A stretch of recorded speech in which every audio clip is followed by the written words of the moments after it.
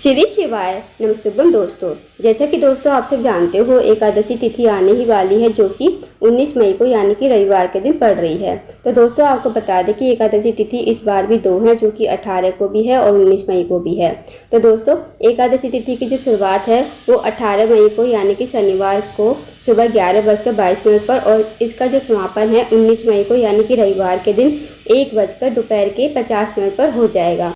उदय तिथि के अनुसार एकादशी का व्रत 19 मई को यानी कि रविवार के दिन रखा जाएगा। तो दोस्तों इस वीडियो में आपको दो अचूक उपाय बताए जाएंगे जो कि पूज्य गुरुजी पद्म मिश्रा जी ने अपनी कथा में बताए थे।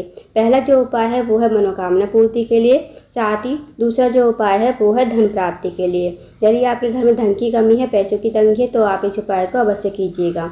तो आइए दोस्तों जानते हैं उपाय कैसे करना है। दोस्तों पहला जो उपाय है वो है मनोकामना पूर्ति के लिए। यदि आपकी कोई मनोकामना है धन को लेकर, व्यापार को लेकर, नौकरी को लेकर, या फिर आपके जीवन की कोई अधूरी मनोकामना है, काफ़ी देर से अधूरी पड़ी है, तो इस उपाय को अवश्य कीजिए। इस उपाय करने के सबसे पहले आपको एक लोटा जल लेना है तांबे के पात्र में। अब आपको इस लोटे के जल को लेकर जाना है शिव जी के मंदिर में। इस उपाय को आपको सुबह के टाइम ही करना है। अब दोस्तों शिव जी के मंदिर में जाकर सबसे पहले आपको उत्तर की तरफ मुँह करके खड़ा होना है और एक लोटा जल आपको श्री शिवाय नमस्तुभ्यम कहते हुए शिवलिंग के ऊपर समर्पित कर देना है। दोस्तों अगर आप कुछ और सामग्री लेकर आना चाहते हो तो आप ला सकते हो, जैसे आपको पूजा अर्चना करनी है वैसे कर लीजिए। उसके बाद जब आप एक लोटा जल चढ़ा दो शिवलिंग के ऊपर, तो आपको शिवलिंग के पास ही आसन लगाकर बैठ जाना है। अगर आसन नहीं है तो वैसे ही बैठ जाइए।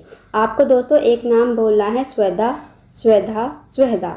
इस नाम को आपको 3 बार बोलना है, स्वधा स्वधा स्वधा। आपकी जो भी मनोकामना होगी ना, भगवान भोलेनाथ बिना मांगे ही इस मनोकामना को आपकी पूरी कर देंगे। क्योंकि दोस्तों ये जो स्वधा नाम है ना, ये पार्वती की नानी का नाम था। तो दोस्तों इस नाम को बस मात्र भगवान भोलेनाथ और माता पार्वती के सामने बोलने से भगवान शिव और माता पार्वती बहुत खुश हो जाते हैं और आपकी जो मनोकामना होती है बिना मांगे ही पूरी हो जाती है। तो आपको एक बात का ध्यान रखना है दोस्तों, जब आप नाम बोलोगे ना स्वधा स्वधा स्वधा, एक शब्द को 3 बार बोलना है और आपको मंदिर से चले आना है। आपको अपनी मनोकामना नहीं बोलनी है। करके देखिएगा एकादशी तिथि के दिन इस उपाय को यदि आप करती हो तो भगवान भोलेनाथ और माता पार्वती आपके इस उपाय को करने से खुश हो जाएंगे और आपकी मनोकामना बहुत जल्द पूरी हो जाएगी। तो करके देखिएगा दोस्तों। अब जानते हैं दोस्तों अगले उपाय के बारे में। अगला जो उपाय है, अगर आपके जीवन में धन की कमी है, पैसों की तंगी है, आर्थिक तंगी से बहुत ज़्यादा परेशान हो, आपके घर में माता लक्ष्मी का वास नहीं है, माता लक्ष्मी आपसे रूठी हुई है, तो इस उपाय को अवश्य कीजिए। इस उपाय को करने के लिए दोस्तों आपको लेना है 7 बेलपत्र। अब जो आप 7 बेलपत्र लोगे ना, कहीं से कटी फटी खंडित नहीं होनी चाहिए, इस बात का ध्यान रखना। साथ ही दोस्तों आपको लेना है 1 लोटा गंगा जल। जो भी आपके पास पवित्र नदी का जल है ना, वो आपको लोटे में भर लेना है और उसी लोटे के जल में आपको डाल देनी है 7 बेलपत्र। अब आपको चले जाना है शिव जी के मंदिर में। शिव जी के मंदिर में जाकर सबसे पहले आपके पास जो लोटे में गंगा जल है, वो पूरा का पूरा गंगा जल आपको नंदी बाबा के उठे हुए पैर पर समर्पित करना है। सबसे पहले आपको जाना है नंदी बाबा के पास और जो पूरा का पूरा गंगा जल है ये आपको नंदी बाबा के उठे हुए पैर पर समर्पित कर देना है श्री शिवाय नमस्तुभ्यम कहते हुए। अब दोस्तों जो 7 बेलपत्री है वो बेलपत्री आपको लेकर आनी है शिवलिंग के पास। अब इन बेलपत्र को आपको एक एक करके श्री शिवाय नमस्तुभ्यम कहते हुए समर्पित कर देना है शिवलिंग के ऊपर।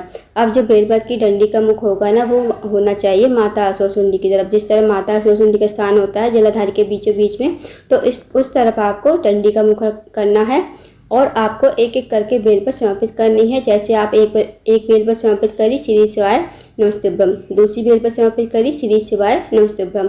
इसी प्रकार आपको 7 बेलपत्र और 7 बार आपको श्री शिवाय नमस्तुभ्यम का जाप करना है। फिर आपको भगवान को हाथ जोड़कर आपको भगवान से विनती करनी है कि हे महादेव, मेरे जीवन में धन की कमी है, पैसों की तंगी है, आर्थिक तंगी से बहुत ज़्यादा परेशान हूँ, माता लक्ष्मी का हमारे घर में वास नहीं है। आप कुछ ऐसी कृपा करें कि हमारे जीवन में धन की वृद्धि हो, धन प्राप्ति हो और माता लक्ष्मी का हमारे घर में वास करे। उसके बाद आपको भगवान को प्रणाम करते हुए, विनती करते हुए आपको अपने घर पर आ जाना है। तो दोस्तों करके देखिएगा, बहुत ही अचूक विशेष उपाय है। इस उपाय को यदि आप करते हो तो कभी आपके जीवन में धन की कमी नहीं होगी, हमेशा माता लक्ष्मी आपके घर में वास करें।